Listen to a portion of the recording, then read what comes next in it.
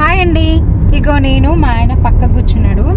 ఈరోజు ఏంటంటే వీళ్ళ ఫ్రెండ్ అంటే ఫ్రెండ్ కూడా కాదు, మా అత్తగారి ఊరి వాళ్ళది గృహప్రవేశం అవుతుందని ఇంక ఇంటి నుండి స్టార్ట్ అయ్యి హైవే ఎక్కినామా ఎక్కలేదు కదా, హైవే ఎక్కగానే ఫుల్ వర్షం స్టార్ట్ అయింది.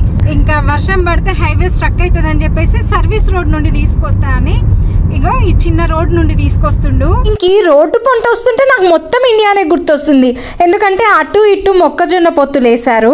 ఇంకేందంటే సింగిల్ రోడ్డు, వెనకాల వాళ్ళకు ఎంత అర్జెంట్ ఉన్నా సరే ఓవర్టేక్ చేయలేరు, సచ్చినట్టు నా వెనకాలనే రావాలి. ఇంకో విషయం ఏంటంటే అడవి లెక్కనే ఉంది కానీ అక్కడక్కడ పెద్ద పెద్ద ఇండ్లు ఉన్నాయి. మంచిగా అడవిలో ఒక 5-6 ఎకరాల్లో ఇల్లు కొంటాను, మరి ఉంటావా?